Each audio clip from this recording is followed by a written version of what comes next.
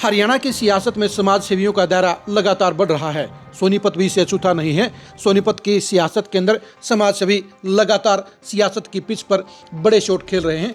जहां गन्नौर से देवेंद्र कादियान विधायक बन चुके हैं, वहीं हर्षी कारा ने भी 2024 में गोहाना सीट से चुनाव लड़ने का काम किया।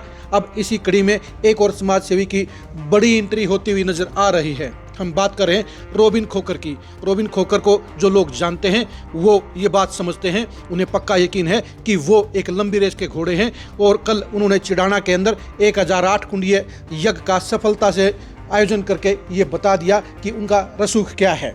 रोबिन खोखर के प्रोग्राम में क्या नज़ारा रहा, पहले आप खुद अपनी नज़रों से देखिए।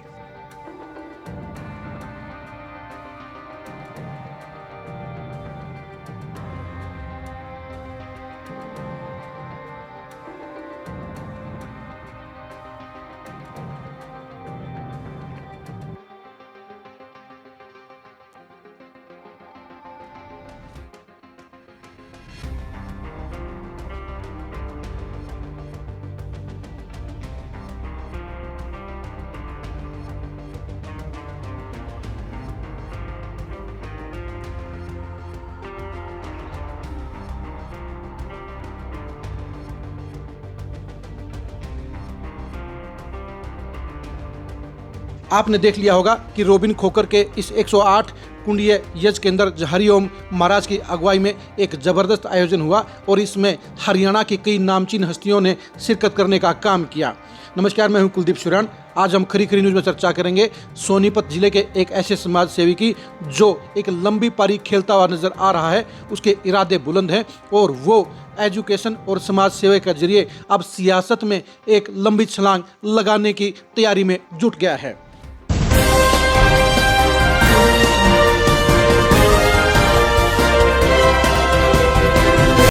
रोबिन खोखर का बड़ौदा हल्के के चिड़ाना गांव के अंदर रायत बहारा शिक्षा संस्थान है। इस शिक्षा संस्थान में रोबिन खोखर ने एक ऐसा आयोजन किया जिसकी लंबे समय तक तारीफ की जाएगी। इस कार्यक्रम के दौरान सभी पार्टियों का आशीर्वाद रोबिन खोखर को हासिल हुआ। इस कार्यक्रम के अंदर जहां इनेलो मुखिया अभय सिंह चौटाला आशीर्वाद देने के लिए आए, वहीं पर सोनीपत के सांसद सतपाल ब्रह्मचारी भी शिरकत कर रहे थे। मंत्री कृष्णलाल पंवार भी आयोजन के अंदर शामिल थे। इनके अलावा विधायक पवन खरखोदा, विधायक रणधीर पनिहार, विधायक इंद्रराज नरवाल, विधायक देवेंद्र कादियान भी इस आयोजन में शामिल हुए। सांसद उमेश पटेल और पूर्व मंत्री कविता जैन भी इस समारोह में शामिल रही। इनके अलावा सोनीपत जिले के 50 से ज़्यादा बड़ी शख्सियतें भी इस समारोह में शामिल हुई। इस समारोह के जरिए रोबिन खोखर ने यह दिखा दिया है कि उनके संपर्क सभी पार्टियों में है, उनका आशीर्वाद सभी पार्टियों के अंदर आज मौजूद है और वो बेशक से आज की तारीख में बीजेपी के अंदर लगाव महसूस करते हैं, लेकिन उन्होंने दरवाजे सारी पार्टियों के लिए खोले हुए हैं। रोबिन खोखर लंबी रेस के घोड़े नजर आ रहे हैं क्योंकि वो सभी के साथ मिलकर चलते हैं। वो अपने आप को समाज सेवी के तौर पर जहां सबसे पहले स्थापित करने के लिए लगातार मेहनत कर रहे हैं, वहीं सियासत की पिच पर भी वे माहौल को खंगालने का काम कर रहे हैं। रोबिन खोखर को जिस तरह से सभी पार्टियों के नेताओं का आशीर्वाद और समर्थन मिला है, वो उनके लिए शुभ संकेत कहा जाएगा, क्योंकि सियासत में कामयाब होने के लिए ये जरूरी है कि आपकी छवि बढ़िया हो, आपका रसूख बढ़िया हो, आपका भाईचारा बढ़िया हो और समाज में आपकी छवि बढ़िया हो।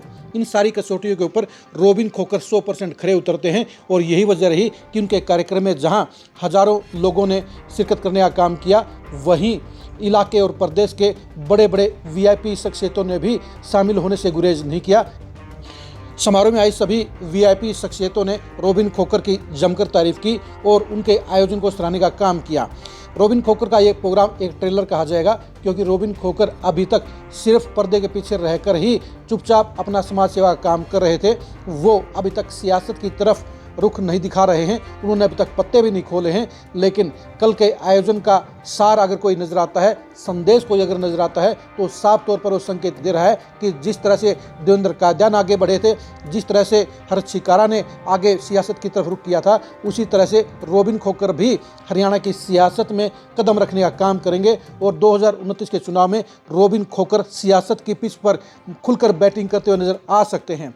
रोबिन खोखर को जो लोग जानते हैं उन्हें पता है कि रोबिन खोखर धुन के पक्के हैं। वो जहां समाज सेवा के जरिए सामाजिक कार्यों में लगातार अपनी पैठ को कायम रखेंगे, लगातार सामाजिक कार्यों के जरिए वो अपनी इमेज को और बढ़िया बनाने का काम करेंगे। वहीं पर वो इलाके के अंदर भी अपने रसूख को लगातार बढ़ाने का काम करेंगे। वो बड़ौदा हल्के की पॉलिटिक्स करते हुए नजर आएंगे, क्योंकि उनका गांव शामड़ी बड़ौदा हल्के में पड़ता है और बड़ौदा हल्के की पॉलिटिक्स इस समय पूरी तरह से खुली हुई है। बेशक से इंदुराज अग्रवाल 2 बार विधायक बन चुके हैं, लेकिन बाकी पार्टियों के पास इस समय बड़े चेहरों की कमी है और ऐसे में रॉबिन खोखर की एंट्री वहां के सारे सियासी समीकरणों को बदलने का काम कर सकती है। रॉबिन खोखर किस पार्टी से चुनाव लड़ेंगे ये तो भविष्य ही बताएगा, लेकिन रॉबिन खोखर ने कल जबरदस्त प्रोग्राम के जरिए ये खुला संकेत दे दिया है, ये बता दिया है कि उन्हें कमज़ोर नहीं कहा जा सकता, उन्हें हल्का नहीं कहा जा सकता।